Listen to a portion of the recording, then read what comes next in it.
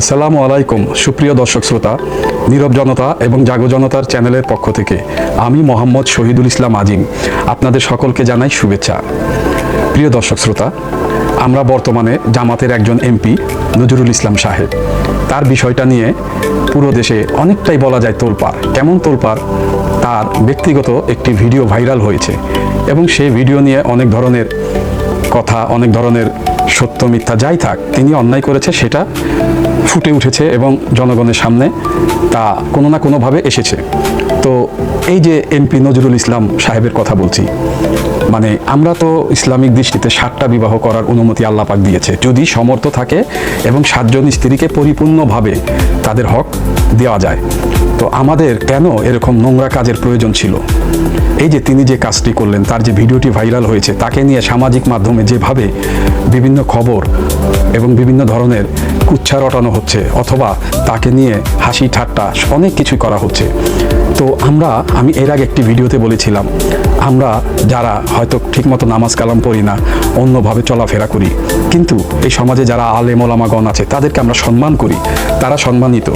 সেই তাদের দ্বারা যদি কোনো খারাপ কাজ আমরা দেখি, সেটা আমাদের সাধারণ যারা অন্যায়কারী তাদের চাইতে বেশি সমালোচিত তারা হবে। কেন তিনি এই কাজটি করতে গেলেন? তার বয়সও তো যথেষ্ট হয়েছে এবং এইসব জিনিস করার প্রয়োজনটা কি? তাকে তো আল্লাহ সম্মানিত করেছেন। প্রিয় দর্শক শ্রোতা, ওনার রিপোর্টটি আসুন আমরা আগে দেখি।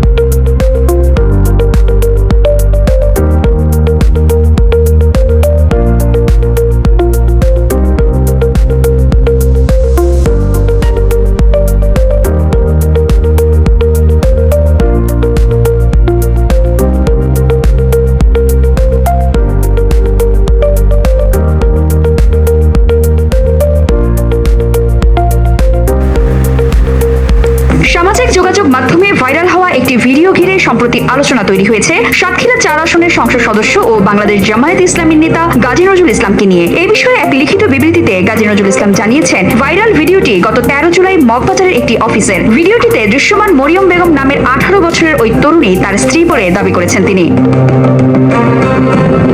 লিখিত সেই বিবৃতিতে গত 13 জুলাই গাজী নজরুল ইসলাম তার প্রথম স্ত্রী মোসাম্মদ মাকসুদা বেগম, দ্বিতীয় স্ত্রী মরিয়ম বেগম এবং গাড়ি চালক ওবায়দুল্লাহকে নিয়ে দ্বিতীয় স্ত্রীর বাবা মোহাম্মদ মাসুম বিল্লার মগবাজারস্থ ব্যবসায়িক কার্যালয়ে যান। সেখানেই তারা প্রায় 1 ঘন্টা অবস্থান করেন। অবস্থানকালীন সময়ে চালক ওবায়দুল্লাহ সুকৌশলে 6 থেকে 7 জন অপরিচিত ব্যক্তিকে ওই কার্যালয়ে প্রবেশের সুযোগ করে দেয় বলে সেই লিখিত বিবৃতিতে রয়েছে।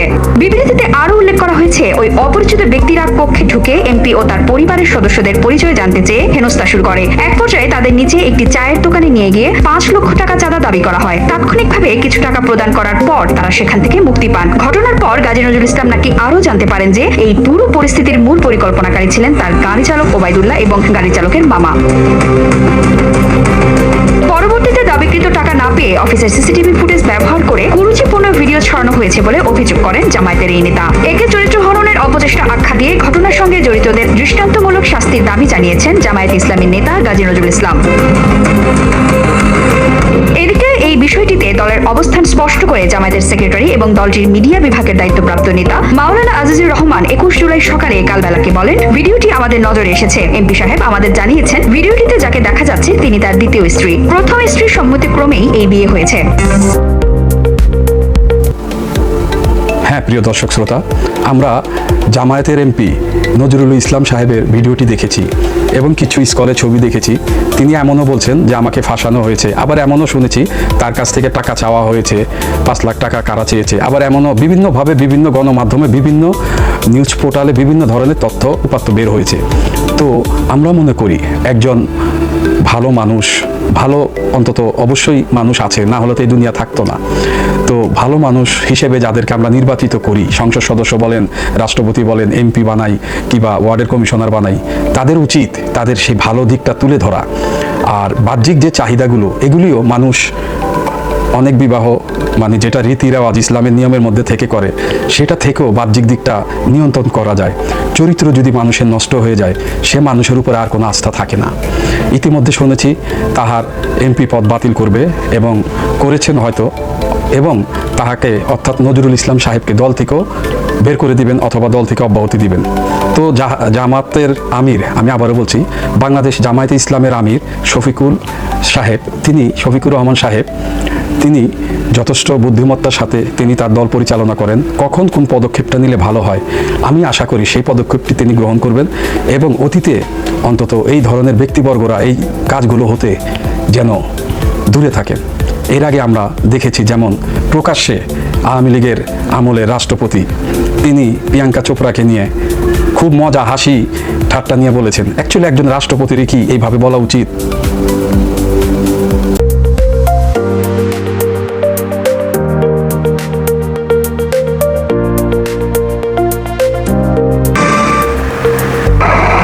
এই যে প্রিয়াঙ্কা চোপড়া আছে না, প্রিয়াঙ্কা চোপড়া তো সবাই চিনেন।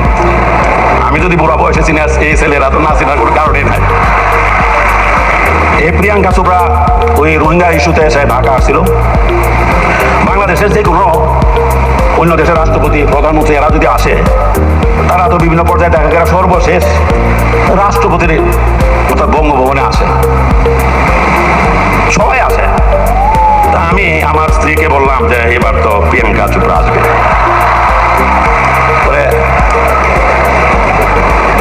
বুঝলাম না, মানে এই কথা বলছি যে আসার একদিন আগে পরে শুনেছি সে নাকি টেলিফোন করে মাননীয় প্রধানমন্ত্রী বলছে প্রিয়াঙ্কা চোপড়া বঙ্গভবনে আসার কি দরকার। তার জন্য এটা জাস্ট কনস্পিরেসি, ষড়যন্ত্র করে শেষ পর্যন্ত প্রিয়াঙ্কা চোপড়া আসা বঙ্গভবনে ক্যান্সেল, আসে নাই। আমি বলতে চাই, প্রিয়াঙ্কা চোপড়া যাওয়ার এর কয়েক মাস পরে শুনলাম সে আমেরিকা গেছে। তার চেয়ে 10 বছর না আরো বেশি, প্রায় 12-14 বছরের কম বয়সে কি নিক নাকি নাম এক ছেলে, আমেরিকা কম বয়সের ছেলের এসে বিয়া করছে আমেরিকা গিয়া। এখন আমি তো তার থেকে প্রায় 30-35 বছরের বড়। 10 বছর 12-13 বছর নিচে যদি সে নামতে পারে ছোটদের, তাহলে তো 30-35-40 বছরের উপরেও তো সে উঠতে পারতো। এই ধরনের একটা সুযোগ নষ্ট করাটা তো ঠিক করে নাই। অন্তত এই উপমহাদেশে একটা মেয়েকে এত যদি আসতো আর যদি ঘটনা ঘটতো, তাহলে তো এত কিছু, এত সাগর, 7 সাগর 13 নদী পার হইয়া থাকে শুধু আমেরিকা যাওয়ার প্রশ্ন নাও তো হইতে পারতো। প্রিয় দর্শক শ্রোতা, আমরা দেখেছি সেই ভিডিওটি। তো হামিদ সাহেব যেভাবে প্রিয়াঙ্কাকে নিয়ে বলছেন, ওনারও তো একটু লাগাম রেখে বলা উচিত ছিল প্রিয়াঙ্কার জায়গায়। আর হামিদ সাহেব তিনি একজন রাষ্ট্রপতি। তো আনন্দ সব কিছু যে যাই কিছু বলি, এর মধ্যেও কিছু জিনিস আছে যেগুলি হয়তোবা অনেক ঊর্ধ্বতন মানুষের বলতে নেই অথবা বলা ঠিক নয়। এই দেশে আমরা গত সরকারের আমলে এমনও দেখেছি যে ওবায়দুল কাদের সাহেবকে ঘুম পাড়াতেও মডেলদের প্রয়োজন ছিল। তো ঘুম পাড়াতে যখন বিভিন্ন মডেলদের প্রয়োজন ছিল, সাথে আরও কিছুও ছিল, আমি জানি না, আল্লাহ পাক জানে। তো এই যে চরিত্রহীনতা আমাদের নেতাদের, যে আরও অনেকে ছিল, পলক ভাই বলেন, অনেকের অনেক ধরনের উচ্চ পদের মানুষ, তাদের অনেক কিছুই ভেবে চিন্তে করতে হয়। সালমান এফ রহমান সাহেব যেমন টেলিভিশনের এক উপস্থাপিকাকে তিনি জোর করে বিয়ে করেছেন এবং তার স্বামীকে বিভিন্ন মামলা হামলায় হ্যাস্ত করেছেন।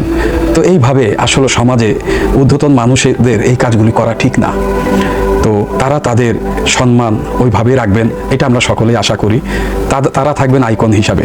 প্রিয় দর্শক শ্রোতা, এর আগের একটি এপিসোডে আমি সাবেক অবিভক্ত ঢাকার মেয়র সাদেক হোসেন খোকা সাহেবের ছেলে ইশরাক হোসেনকে নিয়ে যে মন্তব্যটি করেছিলাম, সেটির জন্য আমি দুঃখিত এবং ক্ষমা প্রার্থী। কারণ এটি খোঁজ নিয়ে জানা গেল এবং ফেক চেকিংয়ে জানা গেল এটি তিনি বলেননি, এটি মিডিয়ারই একটা প্রোপাগান্ডার মাধ্যমে সৃষ্টি করা হয়েছে, ট্রল করা হয়েছে।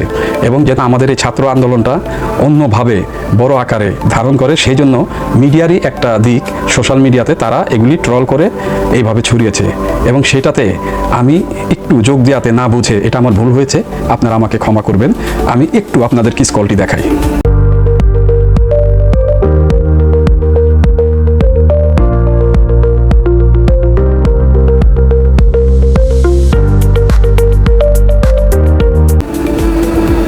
প্রিয় দর্শক শ্রোতা, এই স্কলের বিষয়টার জন্য আপনারা আমাকে ক্ষমা করবেন। পরিশেষে আমি বর্তমান প্রধানমন্ত্রী জনাব তারেক রহমানের একটা বিষয় একটু তুলে ধরি।